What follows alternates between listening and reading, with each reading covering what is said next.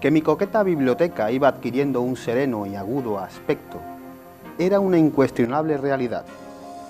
Magnífico crisol de lomos de colores asolerados por su vejez y sapiencia se mezclaban con la juventud propia de las nuevas cosechas. Y permítanme, por favor, tan bodegueras comparaciones, pues no hubo mejor maridaje que buenos libros acompañado de superiores vinos. Y en aquel esplendoroso arco iris se guardaban las esencias puras de la materia, de recuerdos de niñez, de sabiduría clásica. Se atesoraba, como destilada ilustración, pequeños frascos perfumados, donde, con cuidadas monodosis, se repartían las más sutiles fragancias al buen hacedor de inquietudes, al romántico empedernido de erudición, sapiencia y cultura. Sí, cultura, esa que te hará libre, más libre aún de lo que tú te imaginas. Y vigilo con sumo cuidado cada tomo, volumen u obra que en mis anaqueles recae, pues como poderoso espartano preservo mis tesoros de la pluma soez y malintencionada, que para necedades ya tenemos al día a día, cargado de pseudos literatos de libros de bolsillos y, cómo no, la prensa de adoctrinamiento diario. Así que solo los más escogidos serán defendidos por la ignominiosa dejadez del siglo XXI. Y su carta de presentación son los tejuelos de borrado cuero repujado, en el óxido de sus páginas, en la firma de las imprentas de nuestra España de centurias pasadas, en los sellos, rúbricas y sugerencias de sus antiguos propietarios, dueños y celadoras que evitaron, desde su atalaya, que sus pequeños acompañantes del día a día se viesen mal vendidos al peso en las librerías de la Cuesta del Moyano o en cualquier rastro de pueblo, junto a diversos cachivaches y colorida fruslería. Y observo con orgullosa petulancia cómo crece cada día, pues aquellos de desgastadas lomeras son los cimientos de mi casa. Sí, de mi casa. Pues cambio sin pensarlo los gritos verduleros de la programación, de esa, de la que llaman de la basura, de lo deprimente de la política, cuando en esta no existe el arte de la conciencia social y colectiva, cuando todo se vende, cuando todo vale para adormecidas mentes, por las tertulias a medianoche con don Galdós y sus episodios nacionales, de viajes por España junto a don Teófilo Gautier, por las clarividencias de Platón y sus diálogos, de aventura en aventura por la aridez manchega de don Alonso de Quijano, del sosiego de la palabra de don Joaquín María López y sus lecciones de elocuencia general. En fin, de mil y una historia que salen escogidas, selectas, cuidadas en todo detalle, de mi magnífico crisol de lomos de colores asolerados por su vejez y sapiencia, que no es más que mi cuidada biblioteca. Buenas noches a todos, mi nombre y quien nos habla Rafael Montaño García. Bienvenidos a Café de Levante. Hoy un Café de Levante que tocamos la mente, tocamos los problemas, ¿verdad?, de esta sociedad moderna. Y para eso se encuentra con nosotros Beatriz Falcón. Ella es psicóloga y precisamente nos va a tratar de esos problemas psicológicos, de sus arreglos, del mundo cotidiano. Bea, gracias por encontrarte hoy con nosotros aquí en Café de Levante. Gracias a ti por invitarme. Beatriz, ¿cómo podemos relacionar exactamente qué es la psicología? De palabras que lo podamos entender todo el mundo. La psicología, para que lo veamos más claro, es desarrollar lo que ya tenemos en nosotros mismos, ver lo mejor nuestro y sobre todo sacar la parte donde podemos hacernos a nosotros más felices.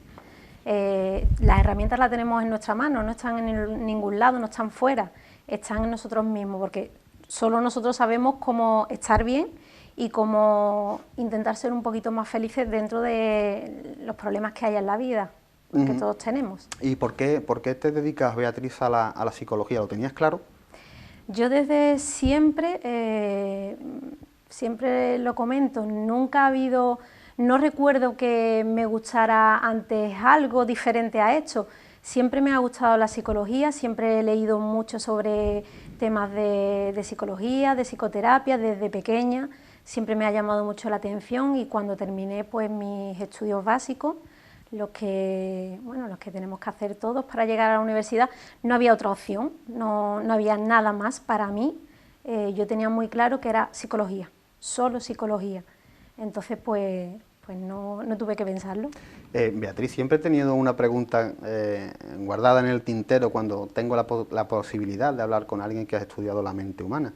¿Está fuera de ese peligro el psicólogo en sí? O sea, ¿puede ayudarse en sí mismo? Los psicólogos somos personas iguales que cualquier otra persona. Cuando necesitamos ayuda debemos acudir a otro profesional que nos ayude a seguir ese camino, porque yo siempre digo que es como en el coche, ¿no? En el coche hay un punto ciego donde tú vas conduciendo y justo por un lateral tú vas conduciendo y no ves los coches que pasan por ahí. Entonces, ese punto ciego lo tenemos todo. Entonces, estás acostumbrado a hacer tu vida como lo has hecho siempre y cuando hay un bloqueo, hay algo que nos dificulta el camino, que no nos hace seguir bien, necesitamos que otra persona nos ayude. Es como el médico que cuando enferma pues tiene que acudir a un medicamento, no solo... Bueno, pero sí es verdad que contamos con que tú tienes una base con la que poder ayudarte, ¿no? Bueno, sí es verdad que tenemos más herramientas. Yo pienso que todos tenemos más, en nuestro ámbito, lo que es nuestra profesión, podemos llegar a tener un poco más de herramientas, pero no hace que nunca debamos acudir a un psicólogo. Es más, la psicología, aunque aquí en España la formación de psicólogo no es obligatorio pasar por terapia, terapia psicológica, en otros países para hacer tu formación, para terminar la carrera, igual que está el practicum, las prácticas para tener tu titulación, es necesario y obligatorio acudir a terapia individual para trabajarte a ti mismo, porque tienes que saber por dónde va a pasar la persona que acude a ti. Ese cliente que va a acudir a ti, tú tienes que saber esa empatía, ese sentimiento que esa persona se pone por primera vez delante tuya y cómo se trabaja y cómo tú tienes que trabajar esos puntos ciegos que no ves. Entonces es necesario. Yo durante mi formación hice psicoterapia muchísimas horas y a veces vuelvo a acudir cuando lo necesito. Es la arqueología del cuerpo humano, ¿verdad? Porque empezamos a rescatar nuestros problemas más escondidos, más ocultos y evidentemente tiene un trabajo enorme. Imagino que eso llevará a hacer sentir al paciente que verdaderamente se está tocando el problema, que se está buscando una solución, debe de ser muy satisfactorio, ¿verdad, Beatriz? Es satisfactorio cuando ves que la persona va avanzando, va mejorando, va descubriendo cosas que no se esperaba, pero no sorpresas que le ayudan a que todo sea más fácil, ¿no? Que cuando vas viendo por dónde hay que tirar, todo es más fácil. Si yo sé cuándo me siento mal y sé lo que me ayuda, el camino se hace mucho más fácil, se tiene menos miedo. ¿En qué especialidad eres psicóloga, evidentemente, pero qué rama de esa psicología has estudiado? En psicología, la carrera en sí, por lo menos cuando yo la estaba estudiando, había diferentes ramas de que podías elegir, hay diferentes caminos. Yo elegí psicología en adultos, clínica en adultos, aunque toqué diferentes puntos porque me gustaba. Yo siempre pienso que la vida es una evolución y hay que no solo ver el adulto, has pasado por la infancia y terminas en una vejez, en una madurez. Entonces yo sí toqué diferentes ámbitos y después cuando ya terminé, no cuando terminé la carrera, sino durante los últimos años, sí me especialicé en terapia gestal. La terapia gestal es una terapia humanista, por decir un poco lo que es la terapia humanista, porque suena así. La terapia humanista es la que se centra en la persona. Bueno, la psicología se centra en la persona, está claro, pero sí es verdad que muchos tipos de terapias se centran en el problema, solo ven una persona que tiene un problema. En la terapia gestal, que es una terapia humanista, se centra en la persona con el problema, pero siempre la persona primero. No solo es un problema el que nos trae a consulta. Entonces la terapia gestal tiene 3 pilares muy básicos, muy centrales, que trabajan el aquí y el ahora, el vivir el presente y el ser responsable de mi vida y de mis emociones.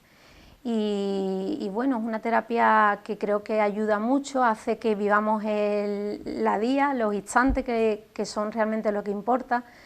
Y bueno, es la que más, aunque he tocado diferentes puntos, es la que más me ha gustado y la que veo que resulta más, ¿no? Que ayuda más, que me ha ayudado más a mí y a las personas. Porque Beatriz, evidentemente te habrás encontrado con muchos casos de personas que llegan con un problema concreto y te dicen, mira Beatriz, yo me siento deprimido, tengo un problema, no soy capaz de avanzar en mi vida, pero por esta razón, porque he tenido un fallecimiento, he perdido mi trabajo, he perdido mi esposa, o etcétera. Y viene con un problema muy concreto. Me imagino que trabajar sobre eso parece que es un poco más fácil, pero también te puede llegar la persona que dice, es que no sé lo que me pasa. Sí, claro, suele ser esos dos tipos de temáticas.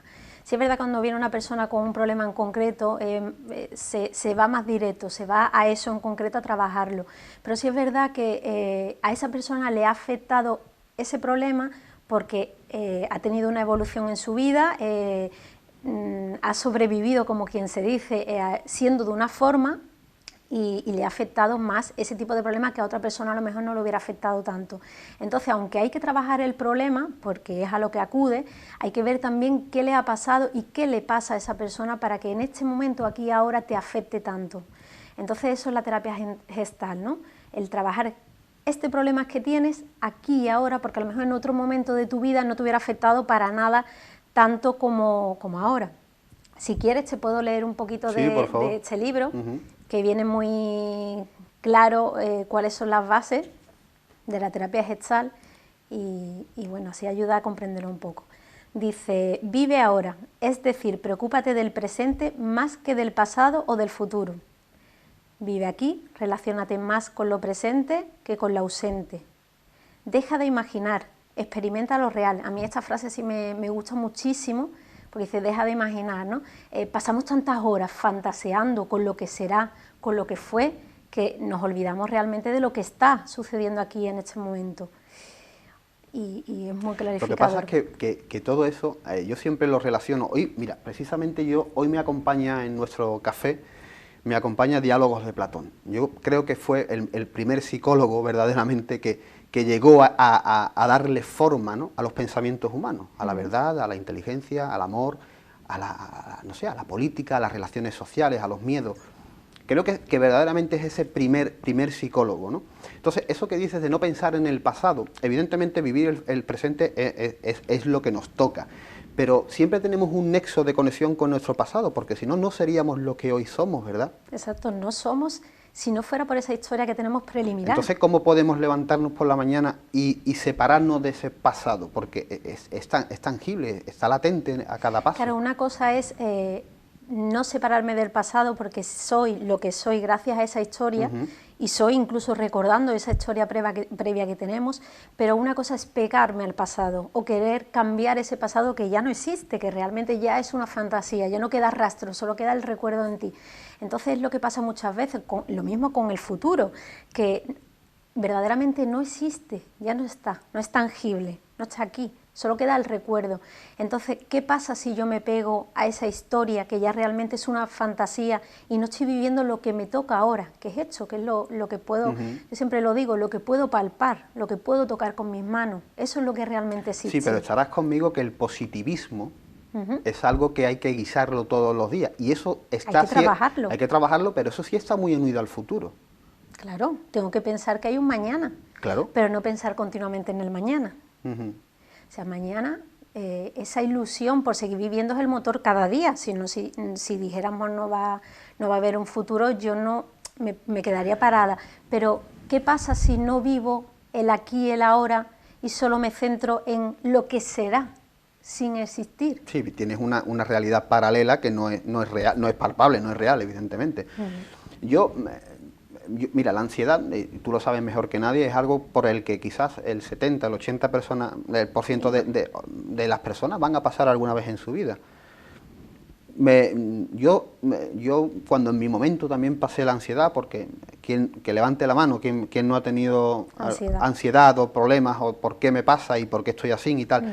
Yo después aprendí una cosa muy importante, que es a sacarle incluso algo positivo a tener ansiedad. Porque la ansiedad puede ser algo muy deprimente, evidentemente, pero cuando pasas la ansiedad, yo particularmente te conoces mejor a ti mismo. De eso se trata la psicología. Y eso es una maravilla, porque has pasado por un momento muy complicado de tu vida, donde te haces 1000 preguntas, donde no encuentras respuestas, pero cuando empiezas a unir esas piezas del puzzle, tú te vas haciendo más fuerte. Y después lo ves de otro color diferente. Exacto, has aprendido. Yo pienso muchas veces, porque en mi propia vida lo he vivido, que hay momentos en que necesitamos pasar por esos momentos para aprender, para comprender. Estoy de acuerdo contigo. Para que el futuro sea incluso mejor, porque entonces nos quedamos sin avanzar. Entonces, también aprender de esa ansiedad que hoy en día todo lo malo, el positivismo tampoco, el exagerado, perderme en un positivismo que tampoco a veces es real, es malo, pero el negativismo también es muy, muy dañino, muchísimo, porque tampoco te hace avanzar de ninguna forma. Y hoy en día se quiere evitar todo lo malo, todo se quiere eliminar. ¿Y qué pasa? Que mi cuerpo, cuando me da síntomas, no me los puedo quitar. No quiero tener ansiedad, eso es muy común, todos lo hacemos. Es un mecanismo de autodefensa. Es defensa, es defender, yo no quiero esto que me está haciendo daño. Pero realmente si nos paramos y pensamos que lo que te está haciendo es un aviso, es una señal, es una alarma que te está diciendo algo y que debo parar y escucharlo, porque esa alarma te está avisando para que no te ocurra realmente algo malo.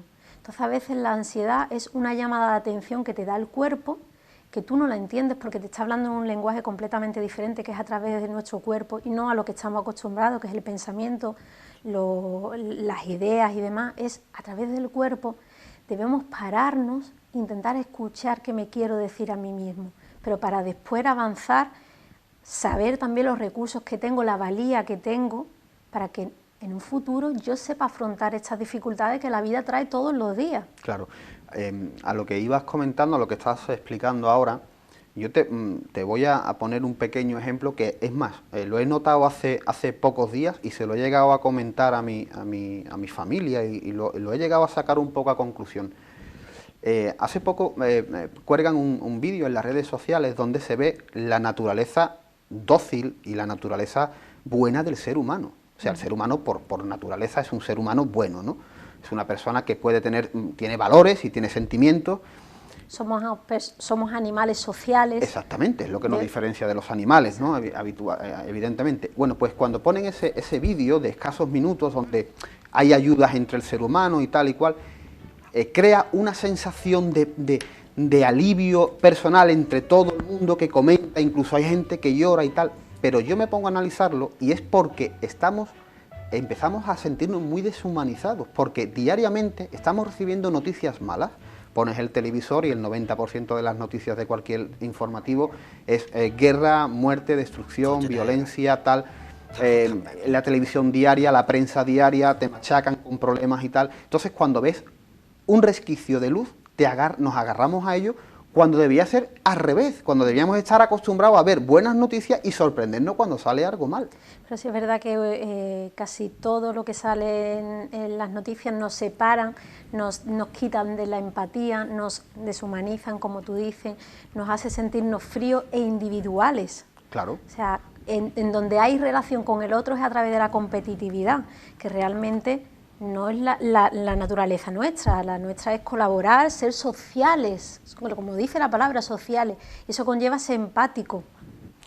Por eso, Beatriz, pienso que una buena, y me imagino que estarás conmigo, es más, te pido tu opinión, una buena educación por parte de los docentes, por parte de los padres a una criatura que acaba de dar sus primeros pasos en este mundo, ¿es esencial? Es esencial. Una buena educación, una buena formación, una buena inteligencia emocional es muy importante, no solamente la inteligencia intelectual, solo de hacer que tengamos unos niveles educativos. Es importante que se le enseñe a los niños, a nuestros hijos, a los pequeños, a comprender al otro, a escuchar.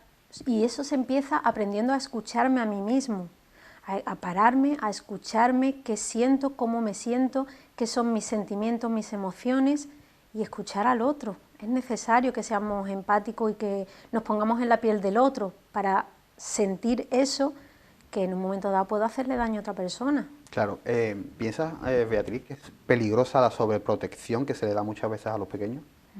Sí, es verdad que todo en excesivo Ujú. y en ausencia completamente no es bueno. Lo que pasa es que el punto justo exacto nunca se sabe, ¿no? Hay que proteger a los pequeños porque son niños, no comprenden, no tienen una madurez todavía evolutiva, social, educativa, no tienen esa madurez que los padres están ahí para eso, para ayudarles, pero sí es verdad que nada es seguro en esta vida hoy en día, no se puede Te he asegurar sacado nada. el tema de la educación, en este caso de los más pequeños, porque si te nombro las palabras técnico superior en educación infantil, me puedes contar muchas cosas, ¿verdad? Sí, es la última formación que he hecho este último año. Sí es verdad que cuando yo terminé la carrera, como he dicho, en la corriente de la facultad hice clínica en adultos y, y notaba como que me faltaba un poco de formación, sobre todo evolutiva, un poco social incluso, de los pequeños, ¿no? Era un tema que había tocado a nivel psicológico en la carrera, porque he tenido asignatura en psicología infantil, pero sí es verdad que me faltaba esa parte evolutiva, educativa de los pequeños. Entonces decidí que bueno, que era el momento de cerrar un poquito el círculo en ese sentido.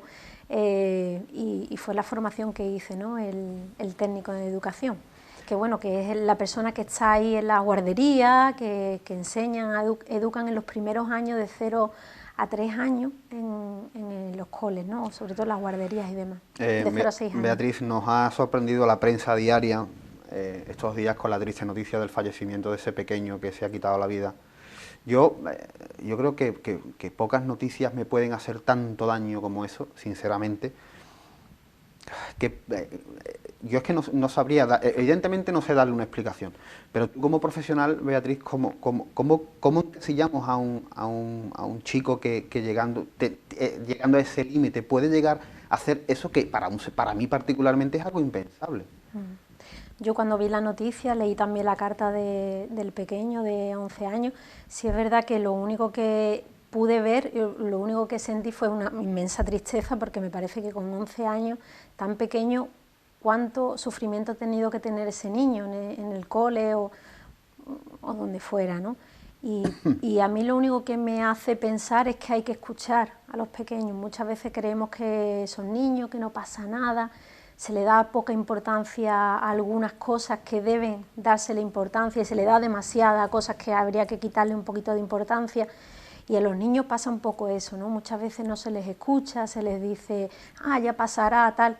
Y hay que escuchar a los demás y hay que preguntar y los padres deben preguntar a sus hijos cómo están, cómo se sienten. Y cuando ven que hay algo extraño deben sentarse y hablar con ellos e intentar ver qué está sucediendo. Hablo de padres, también profesores, que sé que lo hacen, pero sí es verdad que, bueno, como todo, ¿no? Hay veces que uno está trabajando y se pierde, ¿no? En eso. Pero los profesores también están ahí. Sí es verdad que los profesores enseñan y los padres educan, pero pasan muchas horas en el cole los niños y hay que observar qué está pasando en esa clase que es mi grupo, y esos padres que seguramente estarían ahí, de alguna forma ver y escuchar a sus niños, ver qué puede estar pasando. Y si Beatriz nos ponemos ahora en la parte contraria, ¿no? O sea, de un pequeño, como pasó hace unos años, ¿no? O un año exactamente, que matan a un niño que es menor de edad, mata al profesor, ataca a varios estudiantes. ¿Cómo puede llegar un pequeño qué problema puede tener en su cabeza para llegar a cometer una historia así? Pues puede haber seguramente a lo mejor algún problema psicológico, probablemente, Me imagino que será lógico que sea eso. seguro, y que a lo mejor no ha sido detectado, puede ser que no se haya detectado, porque lo mismo que hemos hablado hace un momento, ¿no? Hay veces que no se le da a los pequeños detalles no se le da importancia o se cree que no es tan importante. Entonces, y aparte una historia previa, no sabemos tampoco qué ha pasado en su historia anterior. Sí es verdad que lo mismo, yo pienso que hay que escuchar a los pequeños, hay que ver qué está sucediendo, y en el momento que vemos que se nos desborda de las manos, porque se puede desbordar cualquier persona, acudir a un profesional, que para eso están. Aparte, esa prensa mala y de mala divulgación, esos programas de cotilleo y tal, eso es muy dañino. Eso junto a otras pautas de videojuegos, tal, encerrado en tu habitación, no hay mundo exterior, no hay contacto con los humanos, no se aprende a empatizar con los juegos en la calle, tal y cual. Yo me imagino que eso puede ser un caldo de cultivo brutal para el que está un poco aislado en una gran capital, ¿no? Y eso es lo que digo, que hay que observar y hay que escuchar. Los padres son los responsables, ¿no?, de los menores. Legalmente es así, son los responsables de los niños, ¿no? Y tienen que observar y tienen que poner límites, que sé que es complicado, pero a los menores hay que ponerle límites. No puede ser que se lleven, como has comentado, 18 horas jugando a los videojuegos y a videojuegos violentos. Hay que saber ponerle ese límite de no vas a estar tantas horas, vas a estar otro rato, pues no sé, pues leyendo, jugando. Ponerle ese límite, pero por salud. Yo siempre digo esa frase, los límites son salud para todos, para los adultos igual. Necesitamos ponernos a nosotros límites y poner a los demás límites, porque si no, realmente hay un problema, hay un conflicto. Entonces a los niños que no están maduros, que no son adultos responsables, que están aprendiendo a empezar a caminar por la vida, hay que enseñarle cómo es el camino, y en ese momento sí hay que pararse y observar qué está sucediendo, qué pasa. Mi hijo se lleva 18 horas jugando al videojuego y encima el videojuego es violento. Bueno, voy a limitar un poco esto, que no estoy diciendo que sea fácil para nada, lo sé que es complicado, pero hay que hacerlo, porque después pues traen las dificultades, a lo mejor un fracaso escolar, niños que están mucho tiempo aislados y no saben relacionarse, después son adultos que no saben relacionarse. Entonces los padres son los que deben observar, deben escuchar, deben preguntar mucho qué está sucediendo y deben limitar. Limitar cuando son conductas que ellos, bueno, están en una edad que no pueden comprenderlo o que no saben que ahora no es lo que les toca. Yo siempre digo que los niños hoy en día tenemos muchas tecnologías y nos abstraen de la realidad, pero de toda la vida de Dios los niños han jugado con otros niños, evolutivamente y socialmente es necesario que pasen por esas etapas donde se relacionan con otros niños, con grupos de niños, en pareja de niños, porque es necesario para su evolución social, y los niños deben jugar, trastear, mancharse con otros niños, divertirse, caerse.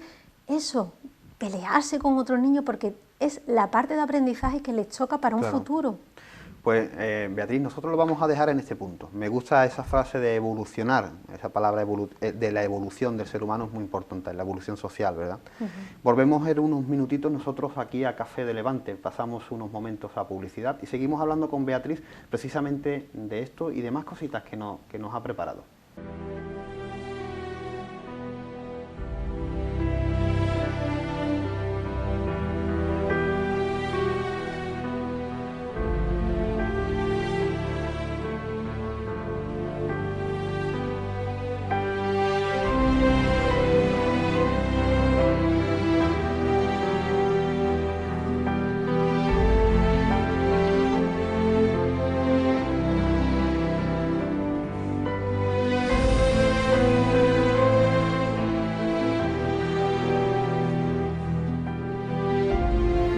Amigos de Café de Levante, amigos de Costa Noroeste Televisión, seguimos hablando con Beatriz Alarcón, precisamente de la mente, de los problemas de la mente, de la sociedad actual en la que estamos viviendo. Ella es psicóloga y trata esto, bueno, pues diariamente. Beatriz, nos quedamos en la educación de los más pequeños. Tú no sé si piensas como yo de que estamos viviendo una época donde la deshumanización empieza a ser importante, ¿no? El individualismo, el egocentrismo mal llevado, el egocentrismo mal llevado. Esos los más jóvenes, ¿cómo podíamos ponerle un cortafuego a ese tipo de problema que cada vez es mayor, ¿verdad? Haciendo un poco de educación emocional, haciendo ver a nuestros pequeños cómo es sentirse la piel del otro, cómo se sienten. Yo siempre le digo a los padres cuando hablo con ellos que hay que enseñarle a los niños a escucharse y escuchar a los demás, pero a aprender de sus emociones, de sus sentimientos, y por lo tanto también hacerles ver que los otros también sienten, padecen, está claro, y que aprendan ese lenguaje emocional que parece que se ha olvidado. y que es sumamente importante. La empatía es fundamental para la vida. Debo escucharme a mí, pero comprender que la otra persona Claro. Le afecta también lo que yo hago. Mi vida es mía, soy responsable de mi vida, pero en el momento que lo mío afecta a otra persona, ya deja de ser solo mío. Entonces debo también comprender cómo puede emocionalmente afectar incluso mis actos, ¿no?, a los demás, ¿no? Hacerle esa inteligencia emocional.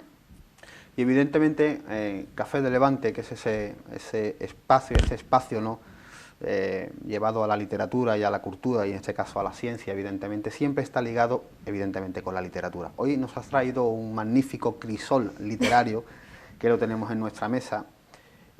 Antes de entrar un poquito con los libros que nos has traído, que son libros que nos vas a recomendar, que podemos leer, que podemos tener en nuestra mesita de noche para cualquier consulta, ¿qué tipo de literatura podemos encontrar precisamente en tu biblioteca? Yo sí es verdad que leo de todo, me gusta, siempre he leído muchísimo, en mi casa mi padre siempre ha leído, siempre ha habido libros, mi madre siempre se ha quejado de que comprábamos demasiados libros y bueno, a mí yo leo de todo, me gusta muchísimo, sí es verdad que de psicología es lo que más, está claro que leo también de siempre muchísimo. Y bueno, aquí te he traído un poquito para que vieras de los que más me gustan, de los que he leído incluso hasta varias veces, ¿no? Y bueno, si quieres te comento un poquillo. Sí, claro que sí. Uno que uso muchísimo, utilizo en consulta y que me gusta mucho porque creo que se puede utilizar para adultos, es un libro para adultos, es Cuentos para pensar, de Jorge Bucay. Ese libro es fantástico, son relatos muy pequeñitos, son cortos, se pueden utilizar con pequeños también, porque tiene cuentos maravillosos para leérselos, pero sobre todo son cuentos que nos enseñan, ¿no?, a los adultos con esa metáfora, esa moraleja, y que nos enseña sobre incluso las dificultades de la vida a día, del día a día. Pero es fantástico, a mí me encanta. Está justo, que son los audiolibros, que son los mismos, también muy bonitos.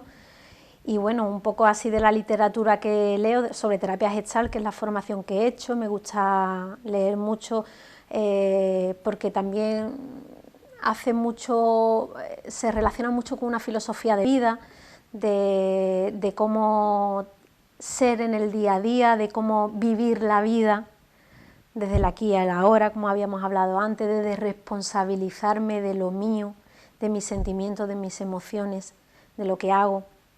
Después sobre relajación, la relajación a mí me gusta mucho, he hecho también talleres grupales sobre relajación y bueno, creo que es algo que ayuda mucho. He traído un libro de mandalas porque todavía no se conoce mucho sobre esta terapia, diríamos, que bueno, se puede utilizar también con los pequeños. En las residencias de ancianos se utiliza también muchísimo, son círculos que se colorean y el efecto pues es relajante. Porque has trabajado con personas mayores, ¿verdad, Beatriz? Sí, he estado trabajando en una residencia de ancianos unos años y bueno, es un trabajo fantástico, una enseñanza en el día a día con las personas que está justo en un punto muy importante de la vida.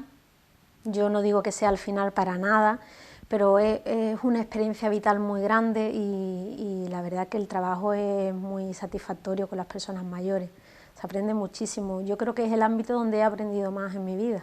Es el que más te has sentido realizada, ¿no?, trabajando con las personas mayores, ¿verdad? Me ha gustado muchísimo. Me ha enseñado cosas que creo que me han cambiado la vida para mejor, para aprender a disfrutar un poco más la vida. El ver esos puntos tan significativos, cómo ven su historia, pero cómo lo ven con agradecimiento, que es lo que creo que nos falta mucho a las personas que todavía somos jóvenes, ¿no? El valorar el día a día con agradecimiento y la historia preliminar con agradecimiento. Claro. Y Beatriz, tocando ya un poco tu vida profesional, ¿qué podemos encontrar de Beatriz Falcón diariamente? ¿En qué estás dedicado? ¿Qué estás haciendo? ¿Tu consulta, tu trabajo en sí? Bueno, pues ahora mismo la consulta y estoy también participando en radio en Luz FM, Sanlúcar, y a veces, en momentos puntuales, realizo talleres sobre todo de relajación, que es lo que más me gusta y lo que también me siento más tranquila, me manejo cómoda, bien, ¿no? Ahí, me manejo bien, me gusta. Creo que es sencillo, algo que es fácil de trabajar, fácil de aprender también, y me siento muy cómoda. Entonces, más que nada, pues la consulta, la radio ahora, gracias a ti, que empecé contigo, y los talleres grupales. Es lo que ahora mismo y ahora mismo el que quiera acercarse a tu trabajo y a tus cursillos, ¿cómo lo puede hacer, Beatriz? A través del Facebook es lo más rápido. Siempre intento tener actualizada la página de Facebook, intentar compartir cosas que me gustan, que me llaman la atención, que tienen que ver con la psicología, con el crecimiento personal, y a través de ahí vienen mis datos, mi teléfono, y se pueden poner, el nombre de la consulta es Ser Psicología Beatriz Alcón. También tengo página web que es serpsicología.es, y a través de esos medios donde se me puede localizar. Porque esos cursos que impartes, yo creo que es como ese kick-can, ¿no? Y permítame esta expresión tan televisiva, o es la burbuja que necesitamos quizás para apartarnos del mundanal ruido cotidiano del día a día, ¿verdad? Yo siempre pienso que una terapia grupal, o talleres grupales, como lo queramos llamar, es un ambiente maravilloso para una persona que realmente quiere ya no tanto salir de un problema, sino encontrarse con otras personas, claro, que están, compartir desde un nivel donde todos estamos en lo mismo. ¿Has pensado, te has dado cuenta lo importante que es la palabra compartir, Beatriz? Porque compartir guarda eso exactamente, o sea, personas que vienen de mundos diferentes, de trabajo, un punto de encuentro. Y hay ese punto de inflexión donde compartes un café, compartes una charla, compartes un ejercicio mental, compartes lo que quieras según el ámbito donde estés metido, y es ese precisamente, es ese paréntesis, sin juicio, ¿verdad? Correcto. Sin juicio, exactamente. Donde simplemente estamos para compartir. Y eso es lo que yo veo mucho en los talleres grupales. Yo siento esa armonía, esa sensibilidad donde no hay ningún juicio, simplemente venimos a lo mismo, en este caso a relajarnos, a crecer como persona, pero a crecer desde el punto de sentirme yo bien conmigo mismo mientras que lo comparto con otras personas. Eso es el grupo. Y creo que, como tú has dicho, un kick maravilloso que yo siempre lo recomiendo a las personas que desean, no porque tengan solo un problema, sino porque quieran conocerse un poquito más. No hay mayor satisfacción que hacerlo a través de un grupo. Es un espejo. Ves tanto a través de otra persona y no a través de juicios, sino a través de lo más instintivo y lo más sano. Por eso, y retomando un poco lo que hablamos en la primera parte del programa, es que las relaciones humanas no se pueden perder. Para nada, somos animales sociales. Exactamente, no podemos perder nunca, ni vivir en una realidad virtual, ni vivir alejados de las relaciones humanas. Debes de buscar cuál es la gente que quieres tener a tu lado, dependiendo evidentemente de tus aficiones, de tus pensamientos, claro, de tus ideas y tal. Pero eso es muy interesante. Yo creo que eso desde pequeño debe de ser inculcado a los más jóvenes. Es necesario para la evolución de la persona, el saber relacionarme con grupos de personas. Y es muy satisfactorio cuando te das cuenta de que puedes compartir, y sobre todo no desde esa óptica mala del juicio, sino desde compartir cosas que nos gustan, intereses, como has dicho, centrarme en personas que comparten lo mismo que yo, sentir que hay otra persona que me puede comprender, que hay otra persona que comparte esto que a mí me gusta. Es lo mejor que pueda haber en un ser humano. Y todo esto viene también muy bien enlazado con la solidaridad, ¿verdad? Y hablando de solidaridad, tu psicología, tu trabajo, te lleva también a ser solidario, en este caso con el taller de Mujeres Solidarias de San Lucas, ¿no? Sí, he participado, siempre colaboro con ellas cada vez que puedo y cada vez que ellos me lo piden, por supuesto. Y bueno, este verano pasado estuvimos haciendo unos talleres con mujeres no solo de la asociación, sino también de fuera, que han querido participar, y siempre que puedo me gusta hacer algunos talleres, porque yo soy la primera que, como todos, hemos tenido situaciones donde he podido permitirme ciertas cosas y momentos en que no, y la psicología en algunos momentos debe también ser así, porque hay que mirar a la persona.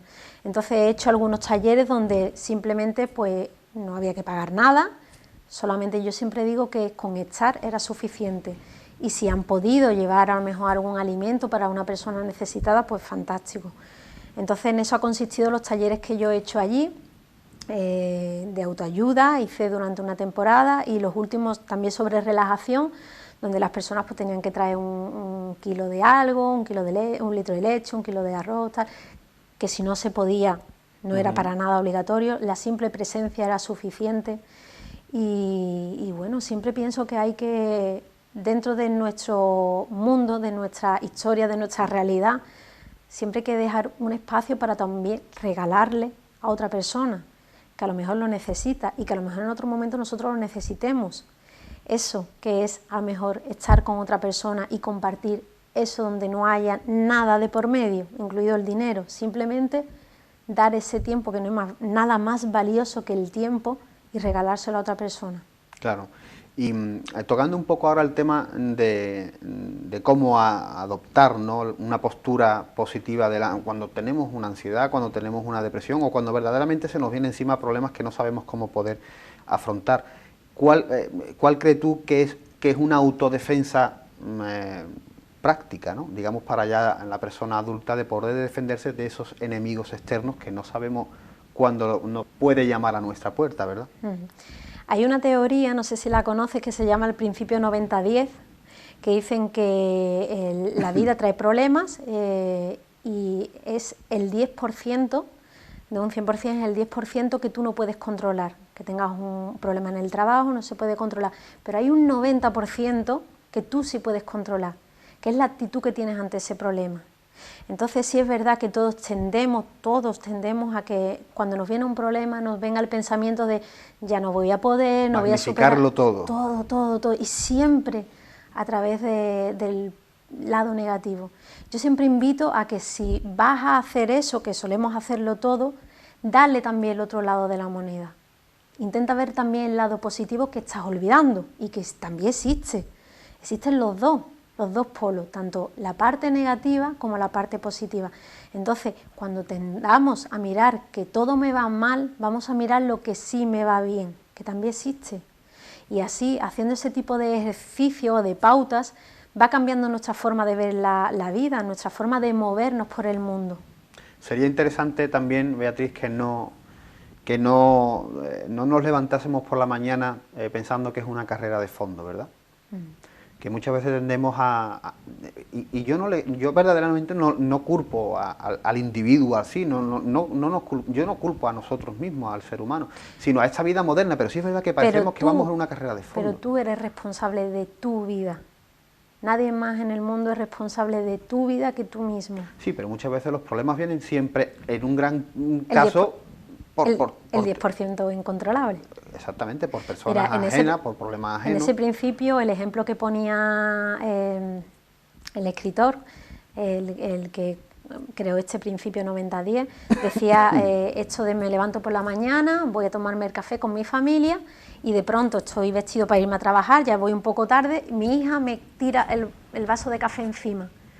¿Cómo sería la actitud normal? Pues me enfado, le echo una bronca a mi hija se va llorando a la habitación, mi mujer se enfada conmigo, ya llego tarde, me tengo que cambiar, voy al trabajo, y ahora ya el día es una consecución, un cúmulo de malas historias. De malas historias completamente. Ese mismo ejemplo, si yo en el momento que mi hija, que es el 10% que yo no puedo controlar, se me cae el café, me paro y digo, le llamo la atención, hay que ver, la próxima vez ten más cuidado, pero bueno, no pasa nada, voy a ir a cambiarme, terminar de desayunar y me voy con esa tranquilidad de, bueno, ha pasado esto, no puedo hacer nada, voy a intentar hacerlo lo mejor posible, voy a recuperar ese tiempo en cambiarme y ya la consecución es completamente diferente. Porque has roto esa dinámica negativista. ¿Y quién ha sido responsable de eso? Tú, claro, o sea, el individuo en sí, claro. Exacto. Pues esa es la parte de responsabilidad que tenemos de nosotros mismos, esa es justo. Bueno, la verdad que poder controlar todos esos sentimientos y todo eso es muy interesante. Vivimos en una sociedad muy rápida, ¿verdad?, que evoluciona constantemente y hay que estar preparado, ya no solo físicamente por fuera, que hoy está muy de moda estar físicamente preparado por fuera, pero también hay que estar preparado por dentro, ¿no? Igual que todas las mañanas nos levantamos, nos peinamos, nos lavamos los dientes, nos ponemos guapas y guapos, hay que pararse todos los días, cuidarse un poquito emocionalmente y psicológicamente, porque es exactamente igual de importante, incluso a veces más. Entonces, ese momento de pararme y cuidarme y decirme cosas que me ayuden a mejorar es importantísimo y es necesario en la vida. Y Beatriz, ¿qué podemos decirle a las personas que actualmente están metidos en una situación depresiva, en una situación de ansiedad?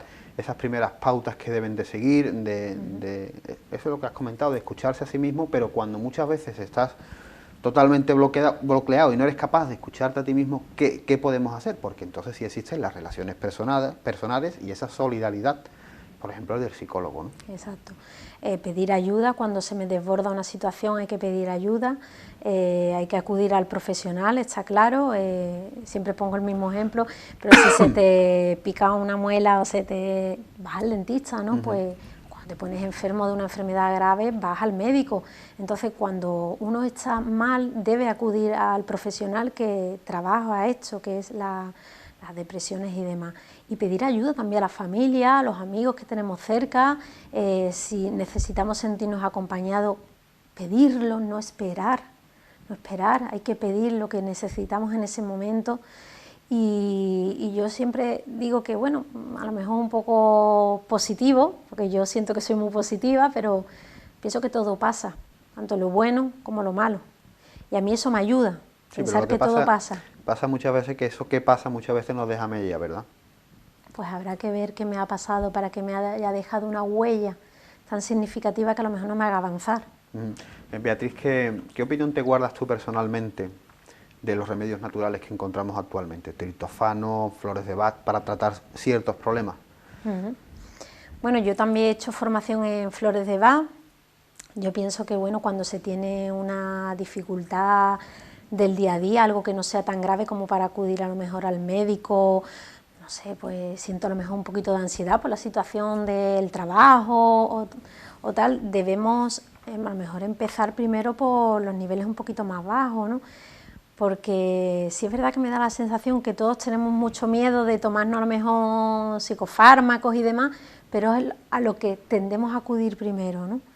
Entonces a lo mejor cuando es algo del día a día que no es muy importante, yo pienso que para eso están las terapias alternativas que nos ayudan, igual que cuando estamos nerviosos nos tomamos una tila y nos ayuda, nos calma, pues este tipo de terapias para cosas leves ayudan, calman y no tengo que acudir a fármacos que realmente es para cosas graves, empecemos por ahí, y después que realmente están acallando el síntoma, pero no estamos viendo qué está sucediendo. Estamos parcheándolo, ¿no? Siempre, siempre.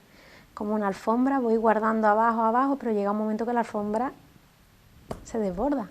Ahí pasa algo y tengo que escucharlo, no tengo que callarlo siempre. Hay que escucharlo, a ver qué me está pasando, qué me está diciendo. O sea, es saludable, ya no solo para la persona que pueda tener un problema, sino para el que no lo tenga, incluso tener una amistad con un psicólogo, y tener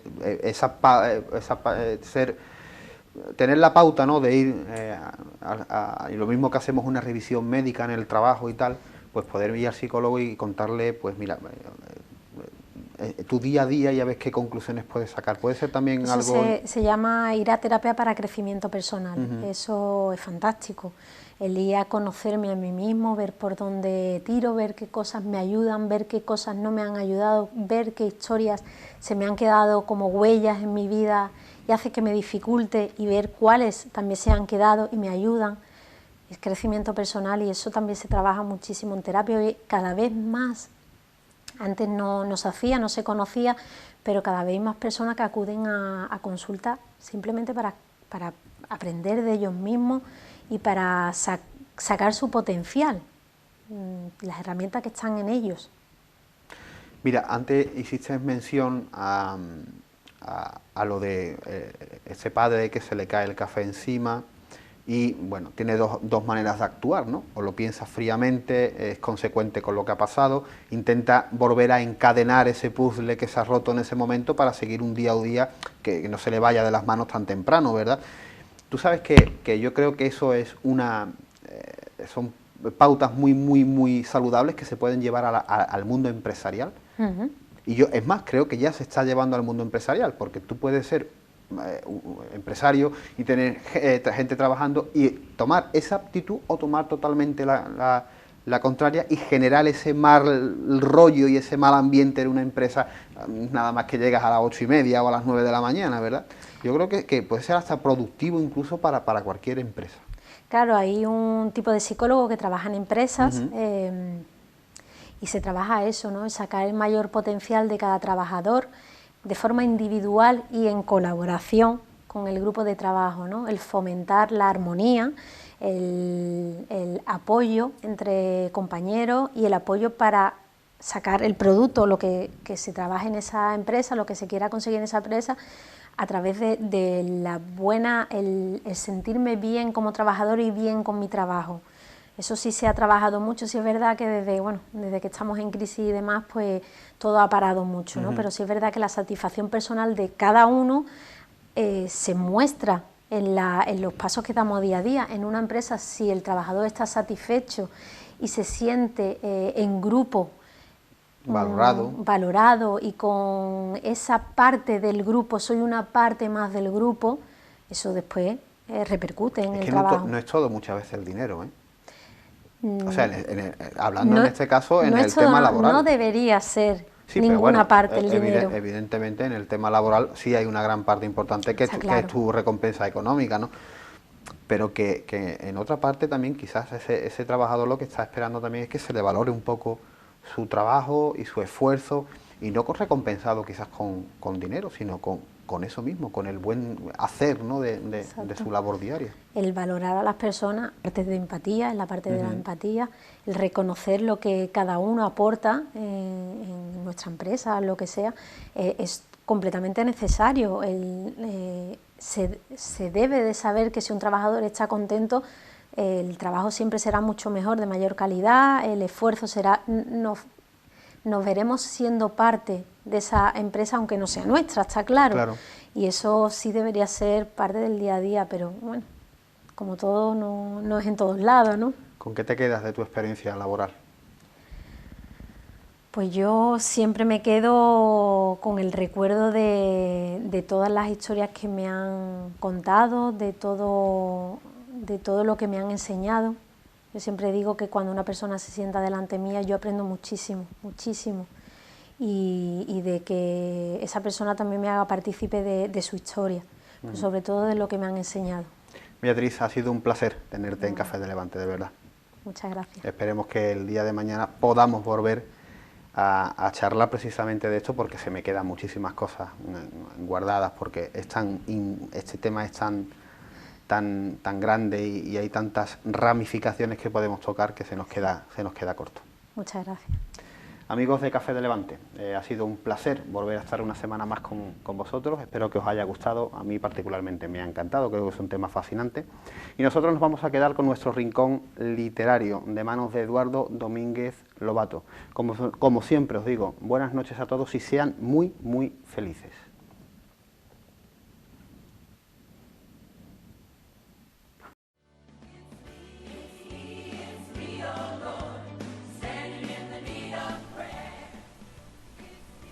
Dice el que tradujo esta grande historia del original, que la escribió su primer autor Cide Hamete Benengeli, que llegando al capítulo de la aventura de la cueva de Montesinos, en el margen de él están escritas de mano del mismo Hamete estas mismas razones.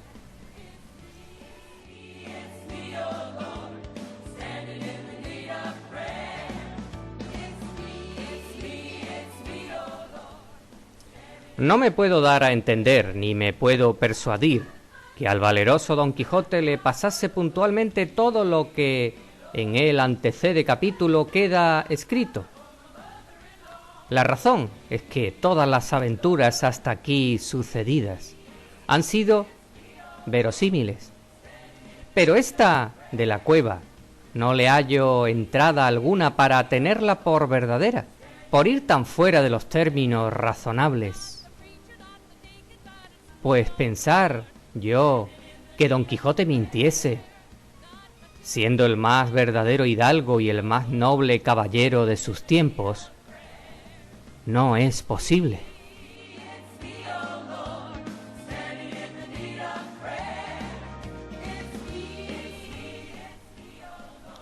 que no dijera él una mentira si le asaetearan. Por otra parte, considero que él la contó y la dijo con todas las circunstancias dichas, y que no pudo fabricar en tan breve espacio tan gran máquina de disparates. Y si esta aventura parece apócrifa, yo no tengo la culpa, y así, sin afirmarla, por falsa o verdadera, la escribo.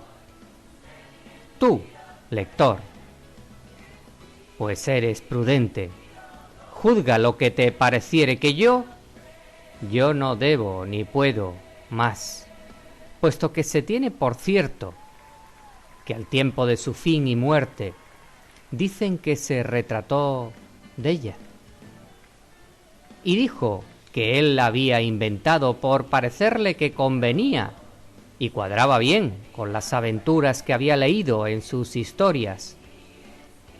Y luego prosigue diciendo: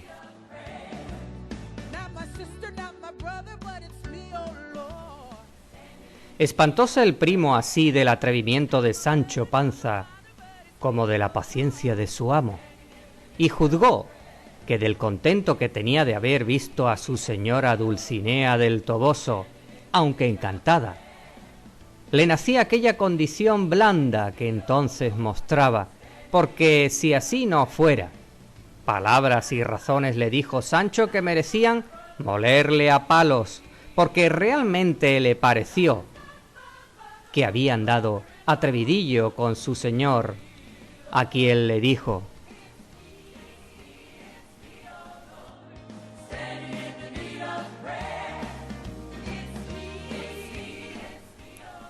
yo, señor Don Quijote de la Mancha, doy por bien empleadísima la jornada que con vuestra merced he hecho, porque en ella he granjeado 4 cosas. La primera, haber conocido a vuestra merced, que lo tengo a gran felicidad. La segunda, haber salido lo que se encierra en esta cueva de Montesinos con las mutaciones del Guadiana y de las lagunas de Ruidera. La tercera, entender la antigüedad de los naipes que por lo menos ya se usaban en tiempos del emperador Carlomagno. Y la cuarta es haber sabido con certidumbre el nacimiento del río Guadiana, hasta ahora ignorado por sus gentes.